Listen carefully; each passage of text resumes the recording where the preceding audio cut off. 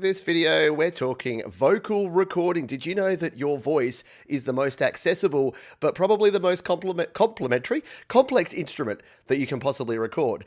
And it seems to be something that a lot of folks struggle with. So I'm not going to face this topic alone. I'm going to bring in someone to help me, and I'm going to bring in the one and only Jade Starr. What's going down? What's going down? I don't know. Craziness today. Hey, everybody. Hope you're doing well. Hi, Pete. Thanks for having me.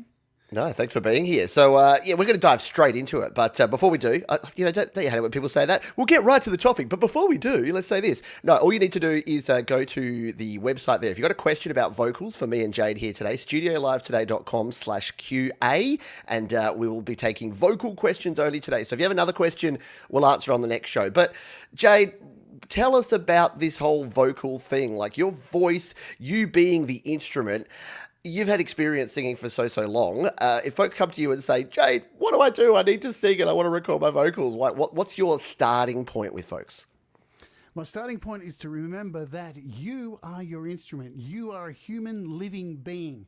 You're not a guitar. You're not a saxophone. You're not this thing that you can hoard and put on a shelf. You have to take care of yourself as a priority before anything else. That means things like getting sleep, eating the right food, getting love, light, nourishment. All these kind of things are super important, because if you're not getting them, you will sound like crap. You certainly will sound like crap, because you put shit in and you get it out.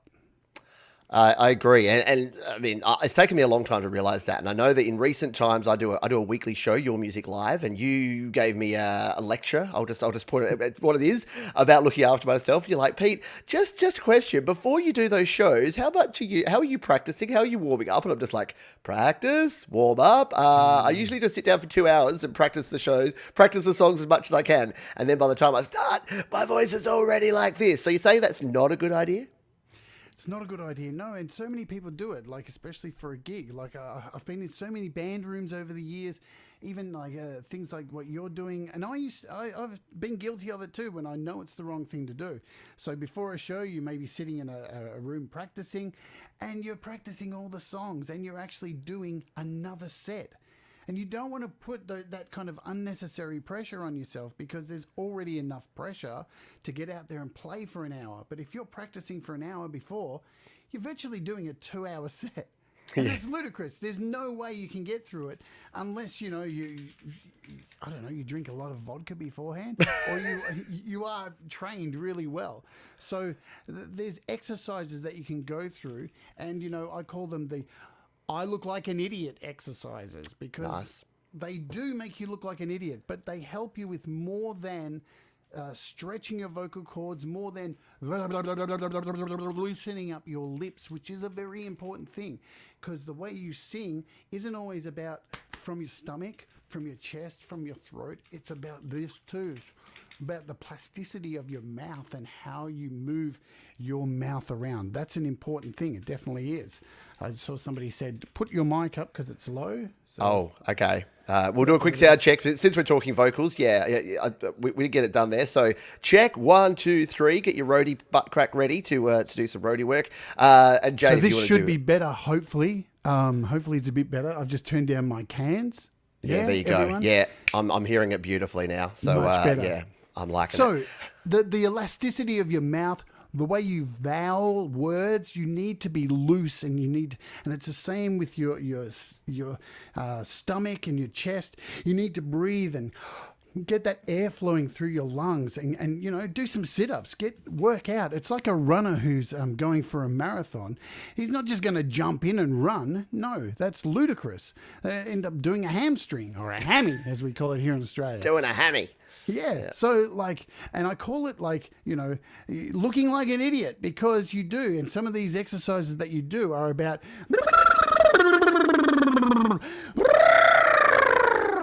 it looks crazy. It looks insane, but it doesn't matter what it looks like.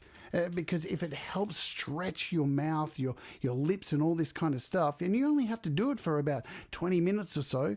And, here's what else it helps with too. Not only does it help strengthen or loosen up yourself to sing, it helps you for when you're recording in your home studio to come out of yourself as a singer, because so many singers, even in their own home, may have family in the next room, and you're embarrassed about coming out and really delivering that strong performance. If you can learn to be embarrassing and do all that stuff, it helps you come out of your shell as well.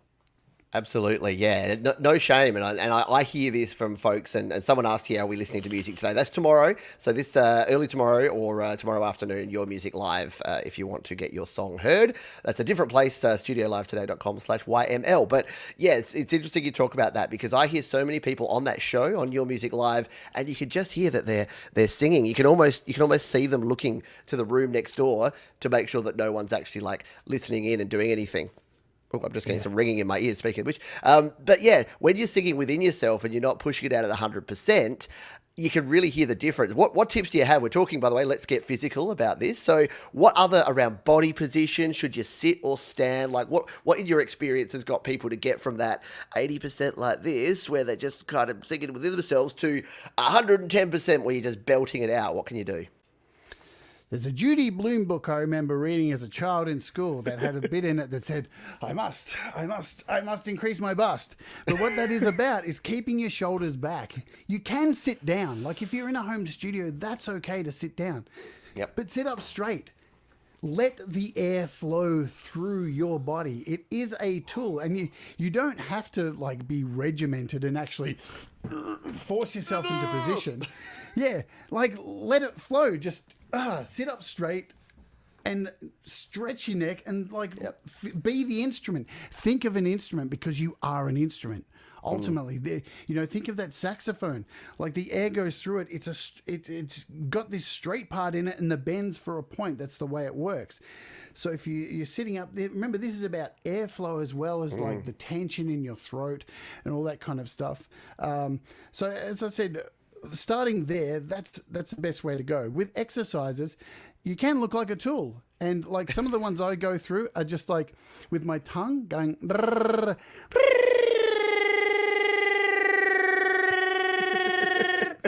It's just stretching your chords and just making them loose so you can play, so you can actually sing. Breathing, like actually just sitting there and breathing. Even like, hey, if meditation helps, put on some tunes, close your eyes and just breathe. It's something you can only just do for 5 minutes. It's easy to, like, there's no 100% correct way. If you're going to like YouTube channels looking at vocal teachers who are going, these are the correct steps to, like, no, find the comfort for yourself and then try and step outside of it. Just a little bit. Yeah. Absolutely, and yeah, the whole thing of dance like no one's watching, sing like no one's listening. I think that's fine, but when you're starting out, you probably have the nerves, and you probably have the. In fact, we're going to jump to this one because, by the way, if you're just joining us, we will be taking your questions in a moment. Put them in the form there, studiolivetoday.com/Q&A, /QA. But what about the mindset? So before you even jump in, you start doing your and your whoos and your. What mindset do you go into singing? Like, how do you prepare yourself mentally as well as physically to belt out a killer vocal? Well, look, we all don't have all the time in the world. We have family, work, all these things in and around. So it's best to try and, organize your time. But it doesn't always work out that way. So be kind to yourself too. You can organize, hey, I'm going to sing some vocals tomorrow, but you may get up and feel like absolute crap. And there's no point pushing yourself if it's just not working, because you are a living, breathing thing. Like, if something's dying on the side of the road, it's dying on the side of the road. You can't really, it's had a tire over it. Give yourself a break. Give yourself a rest. Go do something else if it's definitely not working.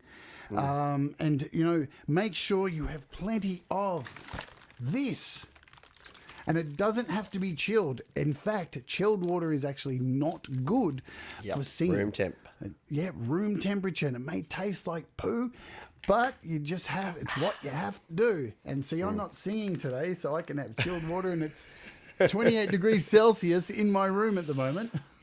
So what you're saying is, as Gary Hub says here, a couple of quick cigs and a beer before singing, is that probably recommended? Or you know what, if you do that and you get a killer tone, go with it. You know what? You can. Look, I've smoked my entire life. It's only been the last 2 years that I haven't smoked. And I've had people tell me, oh, you shouldn't smoke and all this stuff. But look, we all know people who've got grandmas who are 90 years old and they've smoked 20 packs a day, and for some reason they're okay. It depends. It's case to case. Like, understand what you're singing that day. All right. Yeah. If you're doing some death metal, sometimes you got to rub that throat in the dirt a little bit, and a few smokes. Maybe not a cigar. I wouldn't recommend that, especially if you're stupid enough to inhale.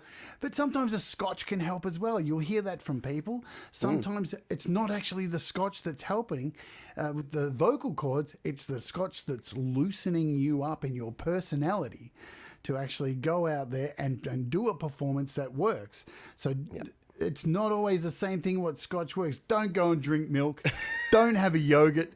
Avoid all that kind of creamy stuff, because what does it do? It coats your throat. It coats your insides, and you don't want to do that. Look, it may be warm and cuddly before you go to bed to have a block of cheese, but it's going to keep you up all night and you're going to have nightmares, as my nana told me. Oh yeah, those cheese dreams are the worst. Yeah, and I think that's the key, is that take on board all this stuff. But like I say, like you say, in every video that we ever do, it's about finding what works for you. Like, you're not going to be able to do things exactly the way Jade does or exactly the way I do, but don't just do it the way you think to do it and then just rinse and repeat and think that's the best you're going to get. Trial and error, experiment with different things, experiment with... One of the coolest things I heard about vocals was the Twist and Shout vocal by John Lennon. He sang that at the very end of the day. The reason that he's almost straining with every shake it up, babe, that was because he'd been singing for 8 hours.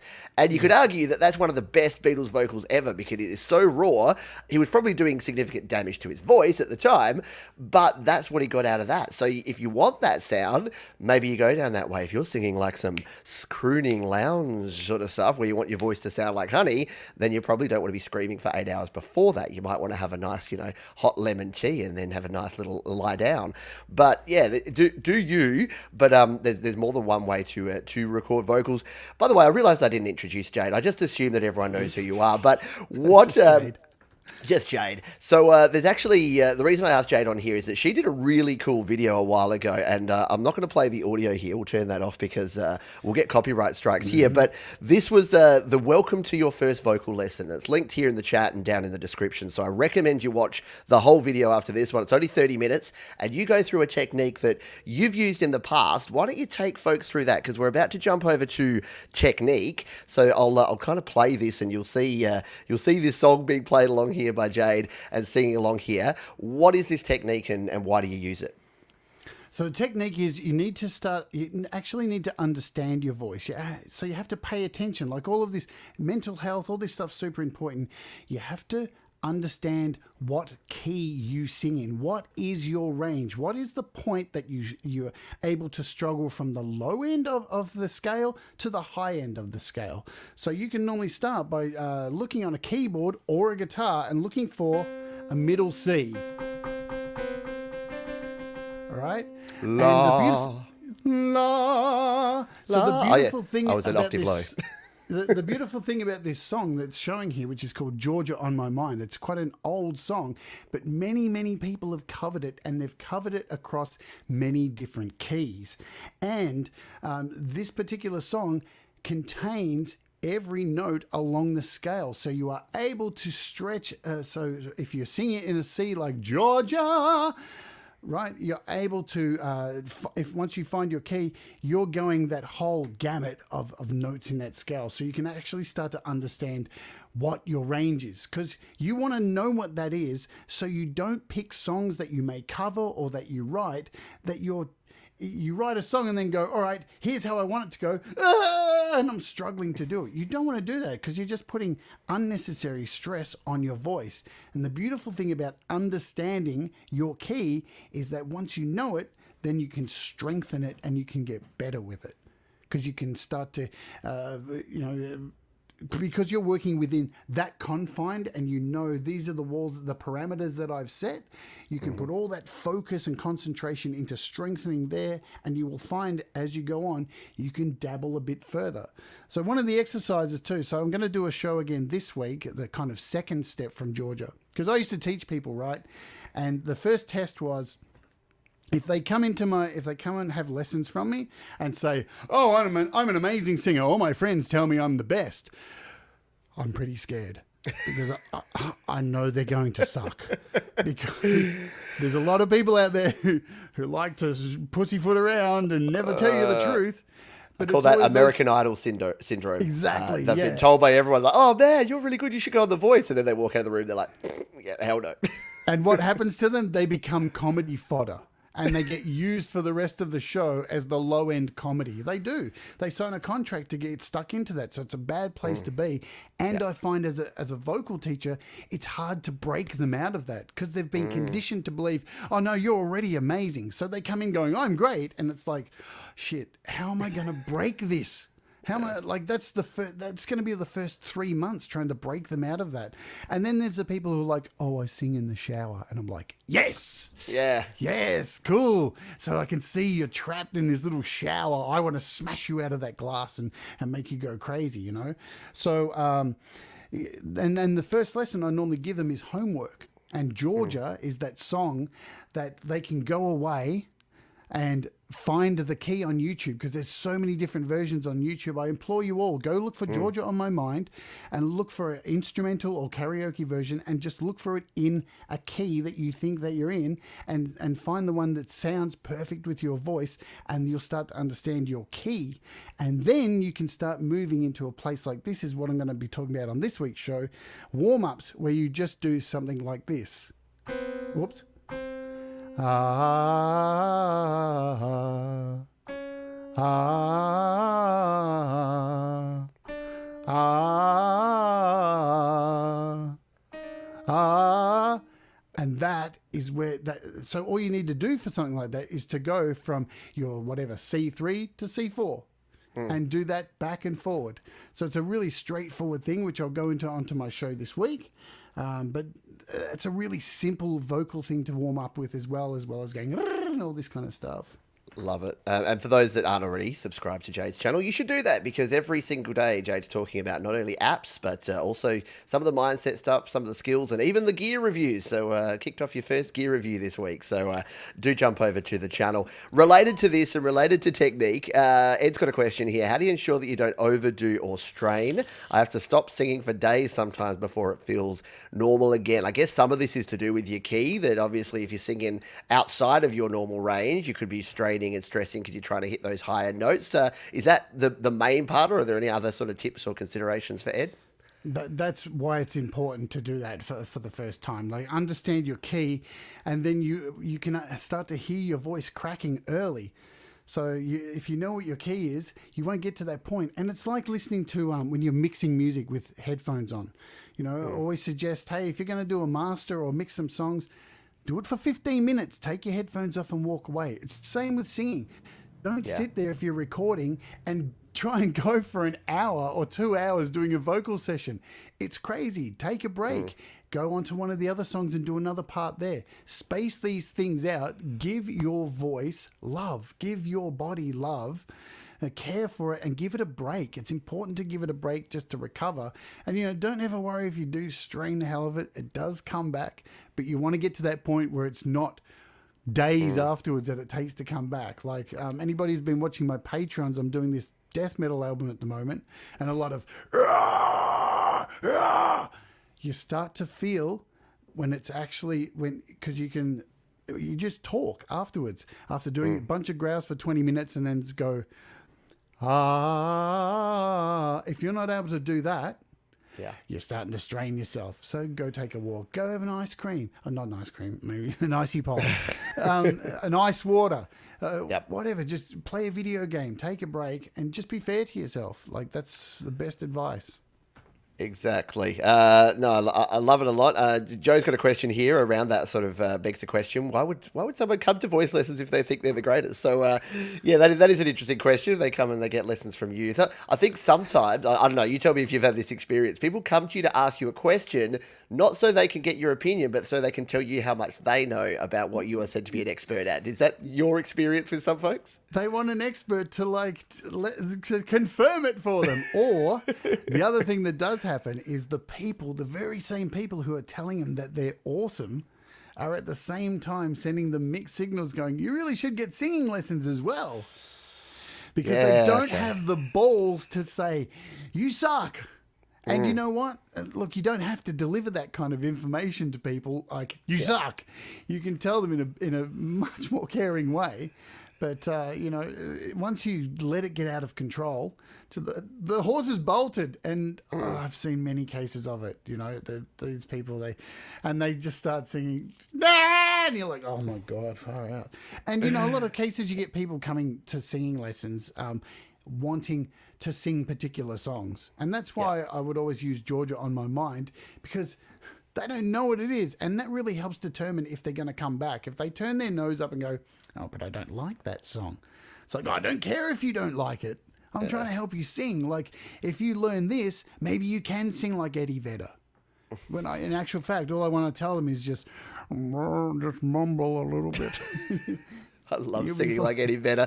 My wife always gives me crap because when I sing songs, I like to sing that.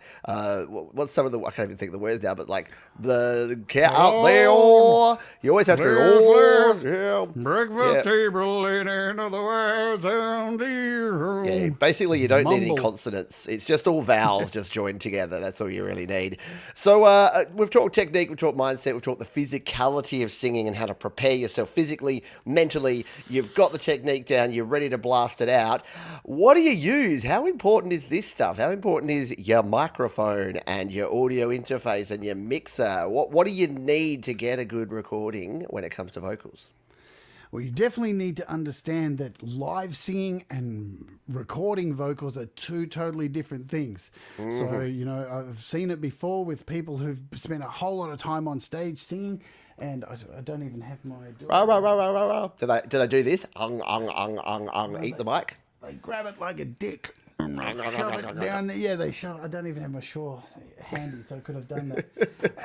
I was singing into the end of my side address microphone. That's also a no-no. If you've got a microphone like this, don't try and sing it to the end. I've seen people do that before. Like, oh, yeah, no. It's, anyway. Because, look, mic technique live, there are places and times and places with a microphone live that you can muffle a microphone. There's for a specific kind of metal, for growling, for a kind of effect like that. You can create some crazy stuff. If you've got a great engineer, you've got somebody who understands you're going to do that with the mic, so they know how to control the levels. There's, you'll see singers when they're singing live, and whenever they hit a high note, they'll pull that microphone back from them. Yeah. That's a technique that is used not only because their voice is hitting a much louder note for that, that sometimes they may not hit that note, so pulling it away because hey, we're not perfect. We're not perfect. Mariah Carey, everybody looks at her and says, what a great voice. I've seen some pretty bad Mariah Carey gigs. I've had some shocking gigs. There's times when I sound like crap as well. So it's a completely different setup for recording in a studio. Look, and you don't have to have the best mic. We've talked about gear and stuff. Use what you have. You can use the mic on your iPhone or iPad, but it's all about positioning as well. So don't just get it, sit it, hold it in front of you and sing into it. Experiment with things. Move it around. I've had times where I've been laying on a bed where I was so sick I couldn't get out of bed, and I built this huge tissue fort with all these tissue boxes and sat it on the top. And because it was the right level away, it's all about placement and getting that peak level as well too when you're singing. So look, the gear's not important. As you can see, I have a Rode mic here. Look, it's a beautiful mic. A good quality mic can really boost your vocal. So try to get a decent one, but you don't have to spend the world. I think the AT, what is it? The AT 2020. Yep. There's your one. Look, that's the best one for any studiolifetoday.com. I was going to say I'm not a proper YouTube self promoter and shameless enough if I don't send you to my gear guide. But yeah, Mike from Creative Source actually did a microphone shootout of condenser microphones, and this one actually won. This beat the Rode. Oh, there we go. This beat the Rode. You got another one. Yeah, there you go. You've got to have it handy. You've got to have an AT2020 within arm's reach in your studio. This is actually a Steinberg. Oh, yeah, which I'm pretty sure, if I'm not mistaken, I'm reckoning that's the Yamaha and Audio Technica have like got together on that one, because that's either it's a loving tribute to to the Audio Technica, or they're just using the same parts that come from the same factory with a different badge on it. But either way, yeah, large diaphragm condenser microphone is the go, and like you say, different being in a studio. Oh yeah, what about that thing in front of your face there, Jay? What about those popping P's and suffer and succotash S's? What about if you have problems with sibilance and popping your P's?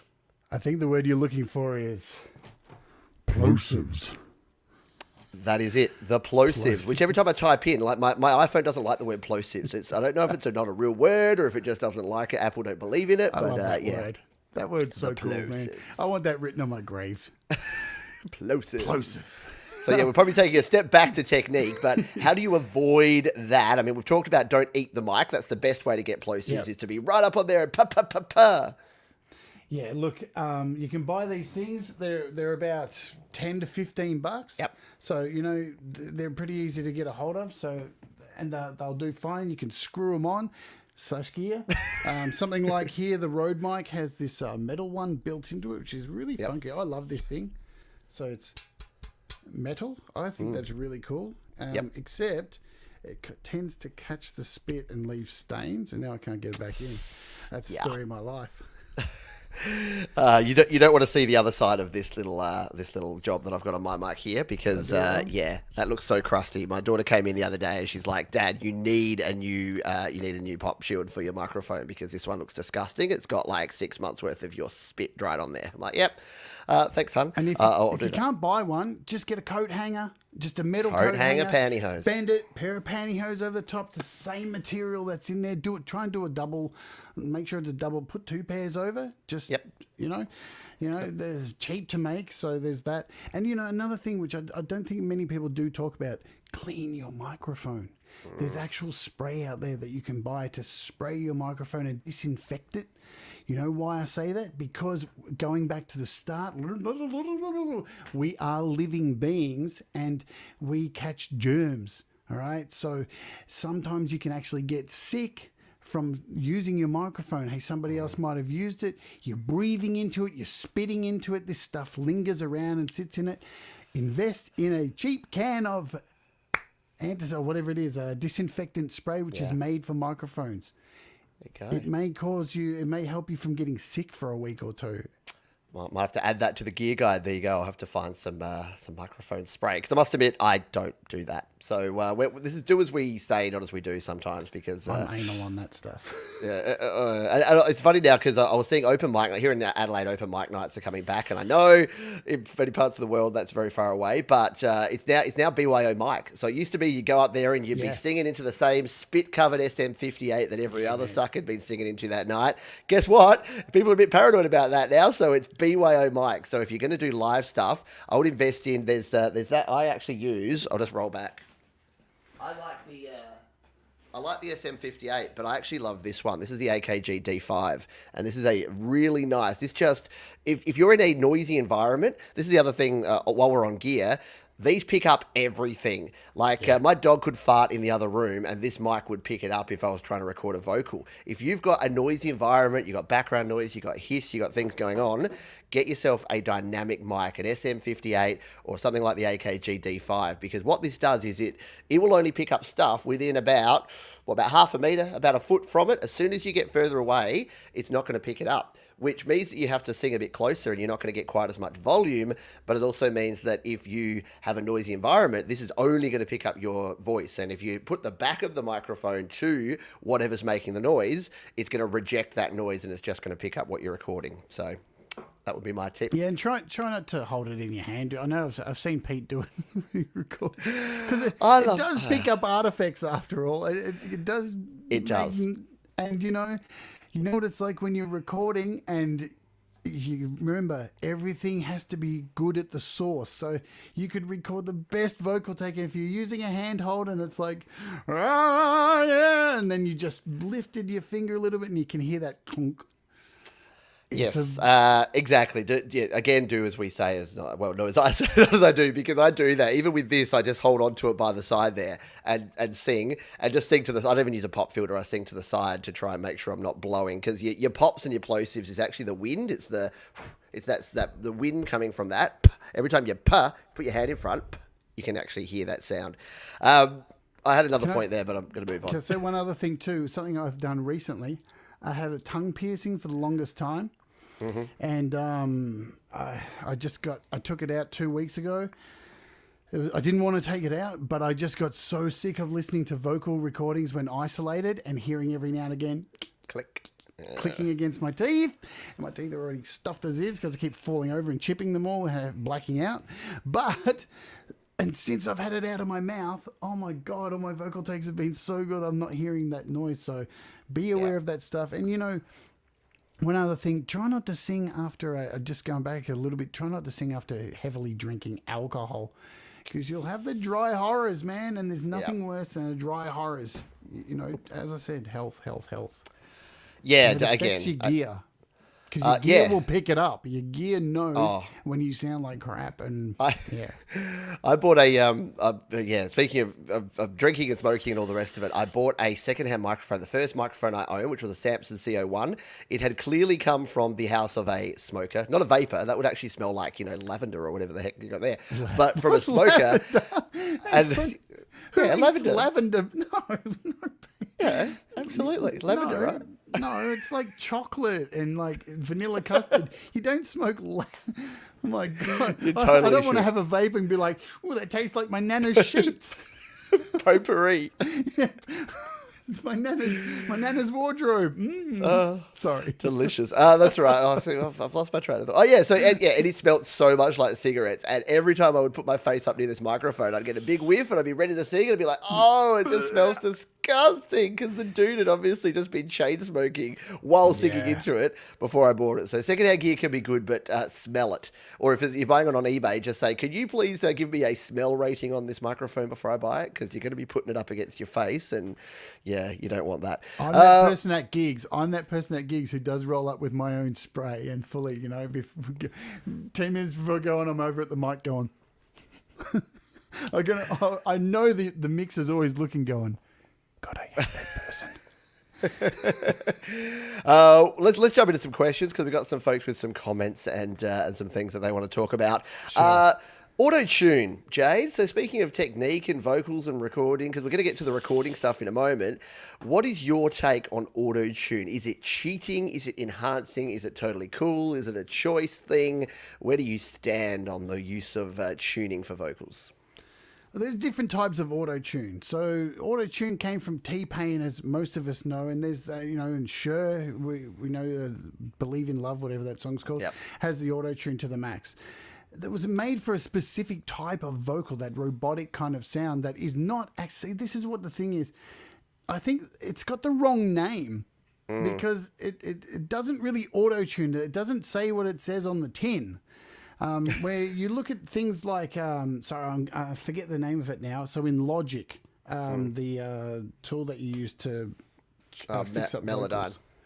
Yeah, but things like Melodyne and that to me is like auto-tune. We're actually correcting pitch inside a door, and so that's the real auto-tune to me. If you're looking at an auto-tune app or anything like that to actually fix your vocals, you're doing it wrong. You're doing it completely wrong. You can add it, maybe like how I would use auto-tune. So I do a lot of double tracking.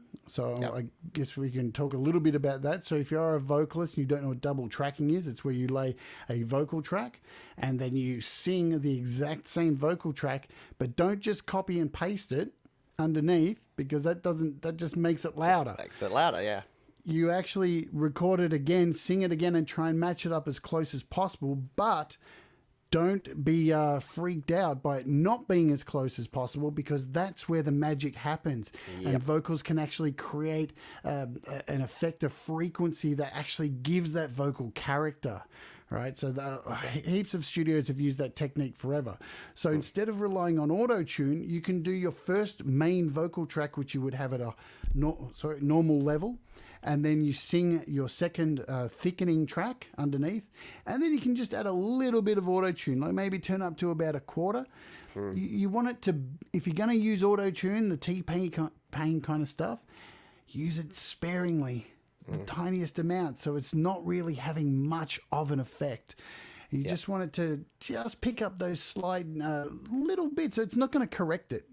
So there's auto tune and auto correction. Auto tune creates a certain style of vocal. Auto correction will fix your vocals deep into a door. So you're not really cheating. You're cheating yourself unless you're looking for that sound. I like it, yeah. And I think of it like if you paint a wall. So let's say you got a roller out and you paint an entire wall and you paint it perfectly and it's all 100% white and you walk past it every time, you go, yeah, that's great. If you miss like 17 spots and then go back with the filler afterwards and fill up all 17 spots, then it's never going to be as good as if you just paint it properly in the first place. So getting it right at the source is important. However, where I don't think it's a bad idea, if there's one little spot that every time you walk past just annoys the crap out of you, and by just adding a small amount of tuning to that one section of that one vocal is going to make you feel happier about your final product, add it in. Just bloody do it, because you have to live with that song forever. And if that one bit that stands out to you, unless you can re-sing it, which is obviously a better idea, but if you can't, you're in that final stage of development, you're like, oh, I don't want to do this because I don't want to cheat, just put the tuning on that one note and you're going to feel better about it, and no one cares. The end user isn't going, gee, I wonder what plugins and effects they use. I wonder if they used any tuning on that vocal. They're just saying, hey, that's a cool song. I dig it. So I wouldn't worry too much about it. Yeah, look, there's a better technique you can actually do. And I'll tell you, so in a band I used to be in called Despised, I wonder if I can bring it up because I won't get a copyright claim or anything.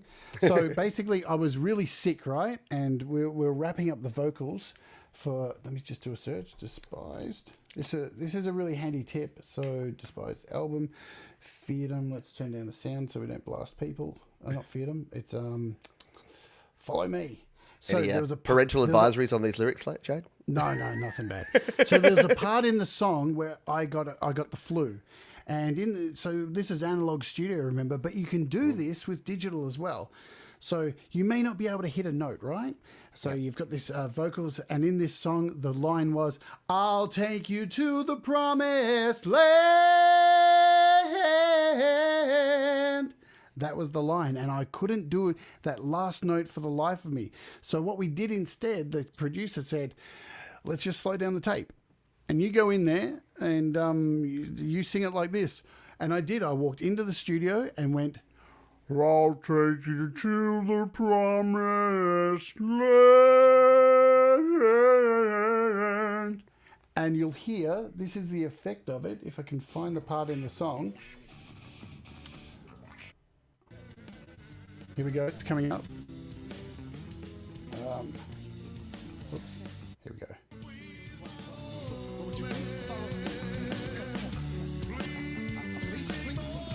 This is it.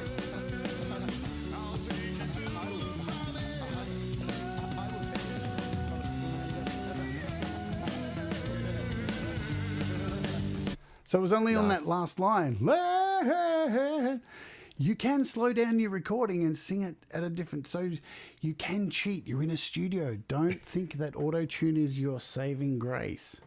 I like it. And yeah, I think that the whole thing of cheating is just, don't worry about it. Like people say, don't use loops, you're cheating. Don't use virtual instruments, you're cheating. It's like, it's technology. Don't use electric guitars, you're cheating because you're plugging them in and you're getting an amplified sound. Like really, unless you are carving your own drums out of tree bark that you find in the woods, it's a bad analogy, nothing is natural anymore. So just use whatever tools you have to get the best sound.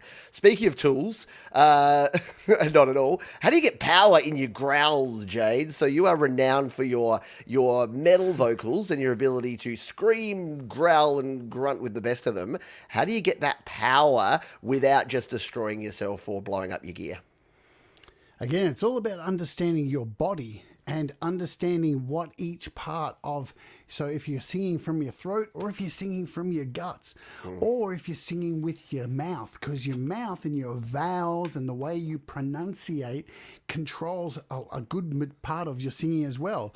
So with a growl, like if I really want to do a deep one, if you look at my mouth, now, what am I using? I'm using way back in here for that. There's no chest power at it. For something like a, there's an expression to it as well. The tongue comes out, the mouth is open wide, but I'm actually using my stomach there. But you will gravel up your voice. So this is where you've got to think about, and care for yourself as well. There's other styles of screaming as well, where you can actually suck in. If anyone's ever gone like that before, and you can turn that into a growl too, but that's controlled with your mouth too, where you go. It's all about finding these and moving your mouth around. So just experiment and know your limitations. Don't do long stretches of doing this kind of stuff, because there's no vocalist out there who could do a 3-hour gig of just. You'll kill yourself. Don't do it. Look after yourself. And exactly. Trial and error experimentation is so underrated and undervalued. You could do it for free. I say this all the time, and I'm a broken record, but it's like a video game where you've got unlimited credits. You can just keep trying again, and if it's crap, delete it and record it again. You don't need to just stick with it. Celine, hello to you, Celine Ellis. By the way, shout out to the folks on Clubhouse. I know, Celine, you're on Clubhouse now. I know that Tom and a bunch of other folks we've been chatting over there. Thomas and Gary and a bunch of people and Bubba. If you're not on Clubhouse, you don't know what we're talking about. It's an audio only. Speaking of vocals, you can practice. When we did a vocal room over there where we all just sing at each other for an hour, that could be a lot of fun. But Celine's just bought. Oh, hello. Jade's camera decided that she doesn't want to be seen anymore. I thought it was my vision. I was going to take off my glasses. Wait a minute, am I about to pass out here?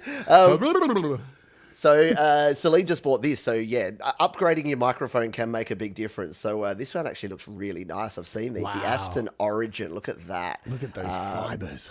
I know. It's like, it looks like it would smell really good. I don't know why. Yeah, you need some spray for that, bitch. A good microphone can make the difference. I mean, you're using the Rode NT. Is it the NT1 or the NT1A that you've got there? It's the NT1, yeah. Look, this thing's beautiful. Oh, my God. The packaging, the presentation, the whole thing, the whole thing that you screw on, it's just beautiful.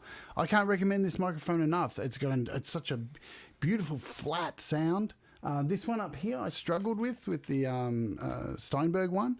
Yep. It didn't... and look, this is the thing too. Get to understand your voice and how top end your voice is and how much bass is in your voice too. And it's important to watch YouTube videos and understand the frequencies of your microphones that you're possibly going to buy, because you want your voice to complement the frequency range of the microphone. And it's hard too, because you can't go in and try them all out. And now, after all what's happened with the world, it's even harder. I went to a music store it was a couple of months ago, when they let us out finally. I went there and I was looking at buying this from a shop, and the guy was like, we can't do it. You can't do it. Oh, no, it wasn't that. I was actually looking at buying a Zoom pedal. That's what it was. And I got all the way there, and he was like, did you bring your own mic? I'm like, no. He goes, you have to bring your own mic. I'm like, can't touch it. But look, that AT2020, that's a great start for everybody. Definitely. That's the way to go if you're looking. Yeah. But then anything after that, look, I can't recommend this highly enough. It's a beautiful microphone. It's really made my voice sound even better. And I think the one thing I will say about this is if you're graduating from, say, using your built-in mic on your iPhone or iPad, which is totally legitimate, like Dan Baker records using the microphone on his phone and gets some amazing sounding vocals, violins, everything. He can record it all. But my recommendation would be don't go with the in-between. There's a lot of these microphones that, like the BMS and things on Amazon and eBay for like $30, $40. Don't do that. You're not going to get a better. Go for like the Lewitt, as Valium's saying here. Go for a Shure or an Audio Technica. I'm not being a snob here because you know I don't tell you to buy stuff you don't need, but you're actually not going to get a better sound. I've heard better sounds out of the butt microphone on your iPhone than I have on some of these cheap eBay and Amazon mics. So don't buy spend the the BM 30 or ones. 40. Don't do it. No, They're rubbish. crap. They're all crap. You'll be utterly disappointed. They're rubbish inside. They all sound tinny. There's no way to fix it. It's like recording and then trying to fix your take afterwards. It doesn't work. Yep. If it costs $30, try and avoid it. Try and even save up a little bit, or just stick to using the microphone on your iOS device because it's way better than those. Oh, 100%. As Apple tell us all the time, they've got 15 microphones with 400 co-processors in each of them. Tom's trying to be funny. I think he's actually succeeded here. He used to struggle with popping peas, but now he's explosive. Well done, Tom. You've won the chat. Good job. I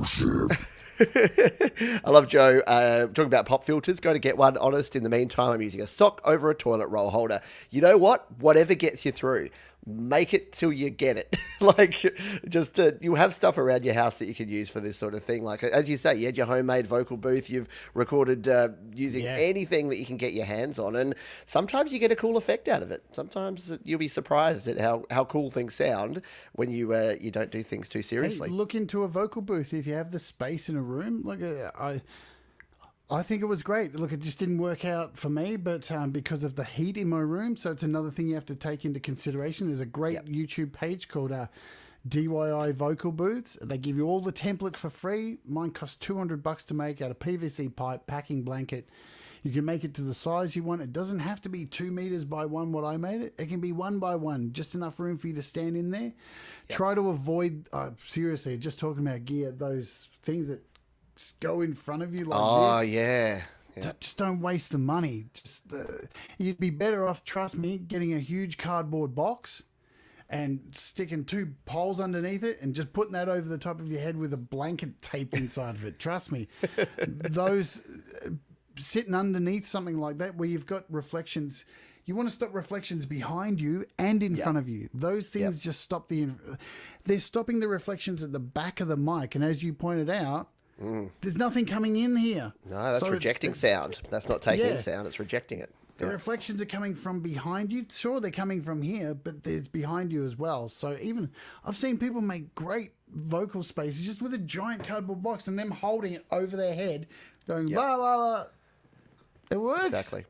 It does. While we're on that, let's talk tips around technique as well, because Thomas has got a good one here. Put the mic on a separate stand, not on a desk. So do as I say, not as I do, because my microphone is here on my desk for this sort of performing. But when I'm recording, I do have it on a separate microphone on a carpeted floor, so you're not going to get the rumble. So absorbing some of that, you'll notice that in my setup here, I have zero acoustic treatment, but I do have curtains. I do have a couch. When I record in my built-in robe over there, I've got clothes everywhere. So you really just think in terms of, you don't want to be in a box. You don't want reflections, anything that's going to bounce and come back. So if you can be on an angle, like apart from the fact that it's just so you can't see my treadmill over there, the reason I'm on an angle here is that, I get reflections, but they send them off. And anytime that you can deflect reflections, you're going to get a better sound. You're going to get less of that bounce back. Whereas if I went and stood right in front of that wall, like you say, I would talk forward, it would bounce off that wall, and then it would go 90 degrees straight, or 180 degrees straight behind me, and then back into my microphone. So you'll just get these reflections, and you're going to sound like, and if you want that sound, great, but normally you don't want that sort of reverb or delay naturally, unless you want to go sing in your bathroom, which I know people have done and worked well too. And if you're not sure what reflections you're getting in the room, it's really easy to test with your mic. Clicks, man. Just clicks will let you know. Like I said recently, I think in Clubhouse, I had this vocal booth over here, 2 by 1 meters. It took up this whole quarter of my room. And I didn't realize, because I wasn't using it, it still was actually stopping reflections in my room. So when I took it down last week and moved it out, I just did the click test and was like, oh my God, the reverb in here is horrible. So what I did was then, I think I just went and took and just made one panel out of the, I think I can show it. Let's see if my camera will work. So you can see now there, I've just made one panel and just leaned it against the wall. So it's just that's just a frame made out of PVC tube with a packing blanket around it. It's quite long. I won't show you my whole room because there's a bit of a mess. But yeah, so it's like 2 meters high. See, now you can see the mess because I've got a wig there and stuff. There we go. But it's just PVC pipe with a packing blanket wrapped around it, and that's just leaning against the wall. It's not hooked up on the wall or anything like that, but it's stopping. It made such a huge difference. It just stopped that, because there was this huge blanket right here, right next to me for a long time, and it just took those reflections away. So you don't need to like cover your walls in this stuff.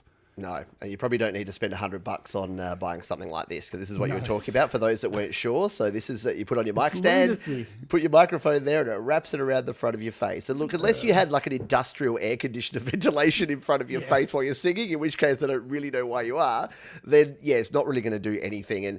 And please, like, research this stuff. Like, I'm far from an expert on acoustic treatment, but there is a difference between soundproofing and acoustic treatment, and how you actually want to absorb sound. So the old egg cartons in the garage for the garage band back in the days, that really didn't make any sense, because the egg carton, the whole point of that and the whole point of acoustic treatment is to reflect sound. And the reason it's not flat, that it has those ridges, is it wants to bounce the sound off in different directions. But that's not actually soundproofing your room. No. It might do a little bit to reduce it.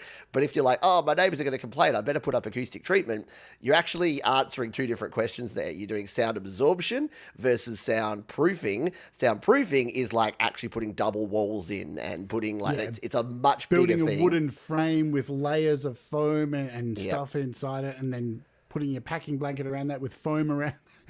It's soundproofing is very different than It is. Thomas Gallane's his smells like spaghetti herb mix. I hope you're talking about your mic there, mate, because that could be a bit weird. But Guzzo of Oz, hello to you.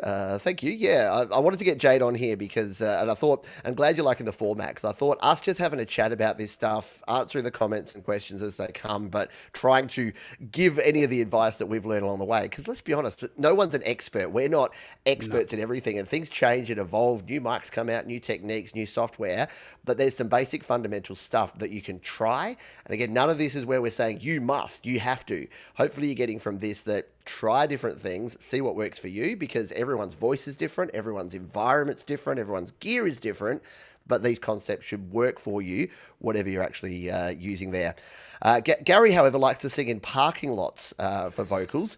Why don't we just talk briefly on that around locations of singing? So you're in your room there, which is your studio. I am too. This is a multi-purpose room. Do you ever try recording in different places, environments, and different locations? If you're recording outside, what have you used, and what are some sort of tips or things you've come across over time? Well, I mean, you can create, like, I guess vocals have got to suit the song. So, like, if your song's looking for something that's totally out of the box that you can't get an effect for, or you don't have the money to buy an effect for, or you don't have a distortion pedal or something like that, you can create different effects by going into a bathroom, by doing these kind of things. I always say on my shows, think outside the box, because if you really want to get an education on thinking outside the box, just look at the Beatles' career. They were on this winning, like, for life, money earner of musical writing style about pretty much love and the girl and all this stuff. And then they found some LSD, and thank God they did, because they introduced interesting techniques. And you don't need all the gear, you just need imagination. Imagination will go a lot longer than gear, because your mind is free, and the freer you let it go, the more experimental you can go. I mean, I've spoken on my shows before. I've recorded albums where the whole album is we just set mics inside and outside a house and set it on fire. And that was the album. And we released it. It was called House Fires and Electrical Faults. Doo-doo. And people hated it, but we loved it because we knew people would hate it. But it's that stepping outside the box. And when we used different microphone techniques, we had 3 mics destroyed in that house fire, but the sound that came from the mics actually popping and melting in the house fire was like nothing you could ever create. Sure, not everyone has a house they're gonna like set on fire, But We are think not. Just, outside just the so you box. know, Studio Live today and Jade Starr do Does not not, endorse setting anyone's house on fire for the sake of music. especially if you're a firebug. Look, this house was going to get burnt down anyway. It's going to get demolished anyway. So, Yes. Please seek but yeah, permission before setting fire to anyone's gear. like singing outside to capture a different kind of effect is great too. Like, I've released demos where the recording is me sitting outside just singing along to the guitar track, but I'd actually isolate. I had the guitar plugged in to the actual to my little to the iPad and singing through the iPad through my iPhone mic to separate the tracks. And the sounds of the birds and everything was too good to leave off the recording, so I just used that vocal track. You never know what's going to happen. That's the exciting thing about music. So I love it. Bubba's just mentioned that Dan Baker has dropped a cover of Summertime while playing outside in sub-zero temperatures. So if you're not familiar with Dan and his work, again, we won't play any of this for copyright reasons, but look at him go there. That's our man. That's a friend of our shows, Mr. Dan Baker, doing his thing. And God, how cold would the fingers be on that guitar trying to play there? well, look at those gloves. That glove he's got, it doesn't look very glove-like, does it? What about the fingers? But you've heard me say this too, Pete. Like I said it in the last show I was just on. Try everything 3 times, folks. The first time you'll do it wrong. The second time you'll probably do it with the wrong gear or the wrong people. By the third time you'll understand that doing it all these different ways and just experimenting, it'll help you work out if it's the right thing to do for you. Absolutely. Love it. We got 5 minutes left because I know you've been talking for about the last 3 hours solidly. So why don't we finish off here with the recording? Because we've talked mindset, we've talked technique, we've talked gear, we've talked location. What about when you actually hit that red record light? What actually happens there? How do you make sure that you get the best possible vocal recording onto your tracks? Firstly, sing it like you're doing it live. Get the lyrics get them into your head. Sing it like you mean every single effing word. Like for death metal, especially for me, if I'm singing a song that the opening line is grab her by the throat and kill her, like actually feel it, like express it, shake violently, like because you've got, as you say, unlimited retries. If you stuff it up, you can delete it. You can delete it, you can chop it up. If you stuff up one word, you can just go back and fix that again. But actually sing it like you're writing it, like you actually care. Hey, I'll tell you what, even better, if you cry through it, I'm telling you, then you've nailed it. If you are feeling something from it, feel something back from it.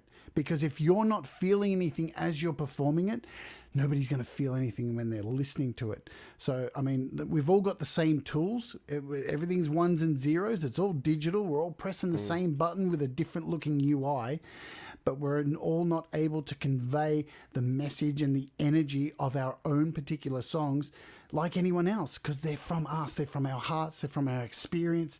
They're from everything from within. So make sure you're conveying that message. Do it for yourself, not for me. Like, it's your song. If you're not feeling it, guess what? I'll be able to hear it. I'll know you're not feeling it. Yeah. Exactly right. And again, we talked about it at the start, and it's probably good to go full circle on that, is that, if you find a way to sing it 100% of yourself and not worry about what other people are thinking, not worry about the end result. Some of the best vocal performances I've ever got are when I kind of didn't really realize I was recording, or I'm just like, I'm just going to record this scratch vocal, and you just rip into it. And then you sit down and you hit record. I'm going to record my proper vocals now. And you get that red light fever where you're like, and you tense up and all your muscles tense, and then your vocal cords tense, and you start singing with strain sort of within yourself singing, and it just doesn't work. So I think the more you do it, it's like, I say this often, it's like no one starts doing something, does it for 2 years, and is worse at it at the end. But I think a lot of people start it and they want to be there without putting in the reps. Like Gary Vaynerchuk, I know I talk about him on most shows, but he says no one gets fit by reading about push-ups. You've got to actually put in the reps, and you don't get good at vocals by reading about vocals, by watching videos about vocals, by learning all these vocal tips and techniques. Take everything that we've talked about. If you've had a few aha moments, take everything we've talked about and then just try it. Just do it and rinse and repeat, because the more you do of this stuff, the better you're going to get, and then you're going to be able to produce your best possible vocal performance. So hopefully this has helped out. What party words for you, Jade? Oh, look, just take all the things, so as the order we've gone in today, like about, heading to that feeling thing, because, hey, again, so we started off with, like, you're a living organism. You're a being. You feel things, all right? So, and we feel music. So you can talk about all the theory in the world. And look, I do implore you too to go watch other YouTube videos and get other takes on it, because other hot takes are great hot takes. And, you might find a bit from me, a bit from somebody else. And those bits all put together is exactly where I'm heading with this final bit. Take that, making those whale noises, those silliness, doing the doing all that, looking at your positioning with your microphone, how you're going to reflect things, to actually feeling them and feeling the actual way you sing it. It'll all come together by the most important thing I can say is be yourself, and don't be afraid of your talent or what you're conveying. Don't ever think that somebody's judging you, even though there's somebody in that next room. That is the mind killer. And try not to hate on yourself. That's a really important thing. That's my final thing I want to throw at you. Don't hate on yourself. Don't walk away going, oh crap, I can't do this kind of stuff. Just walk away and go do something else and go, I'll give it a try again. Right? Because you've got unlimited tries. Just keep coming back to it. And, as Pete always says, if you don't keep trying, you don't get better. So it's true. Just throw it all out there, baby. Everyone starts at zero, and I didn't get to it, but Bear, I think here on the chat, made a comment that said, I don't need any of this because I don't sing. Maybe you should. Like, give it a go. Give it a try. You won't know, and I think you've said a lot of time that people that say, I'm not a singer, no, what you're probably saying is, I've never tried to sing properly before. So try 100%. It, because you'll actually be surprised. I think there's some science that says like 0.1% of people are actually clinically tone deaf, meaning they can't actually carry a tune. Everyone else can carry some sort of a tune. So if you are 99.9% of the population, you can do some sort of singing, even if it is in a range of like 5 notes. Just try it, learn it, do it. There's heaps of singers who suck who have made it big. Exactly. Right on. We won't name any names because we'll get in trouble here. Go there, by the way. That's the best way to keep in touch with everything that Jade's doing. Subscribe to her on YouTube. Check out the How To App series and her Vocal Week, because you went through a whole bunch of vocal apps. So if you're an iOS vocal creator, you had vocal soloist, you had a bunch of other vocal apps. So if you want to take your vocal stuff to the next level in an app-based way, you can check that out as well. Speaking of vocals, yes, there you go. Go to studiolivetoday.com as well. And you can get some merch. Why not? Pete, on ya. See, this is I'm why still Jade's working in the chat, even though I'm on video. I love it. We're going to also, I haven't told Jade this, so if you can't come along, that's cool, Jade. But in 30 minutes, I'm going to jump onto Clubhouse and we're going to do an after show. So a bit of a Q&A chat with anyone that's here. So if you're on Clubhouse already, keep an eye out for that. I'll throw that up there. So in 30 minutes from now, on the Clubhouse social app. And if you're not on Clubhouse and you want an invite, we've got a bunch that we can get access to. So head over to the Create. You got one, I got 3. You can head to the Create, Record, Release group on Facebook and hit us up there, and I'll make sure that everyone. So I'll put the announcement there on Facebook straight after this one, and then in 30 minutes time we'll chat to anyone that wants to keep talking vocals. Can I put my air conditioner on now, Pete? You can do that. I know. Mine's not on either. I'm like, oh. Sorry. You should sample the AC in a song, just like. I reckon you could put that through some distortion. 33 degrees in here, man. Look at the sweat coming on my cheeks. Well, there you go. With the audio only, no one can see you. So jump over to Clubhouse in 30 minutes' time, and we'll have a chat there. Thank you, everybody. Thank you for being here. And until next time, yes, please be nice to yourself. Be nice to Jade. Be nice to others, and keep creating. Rock on, everybody.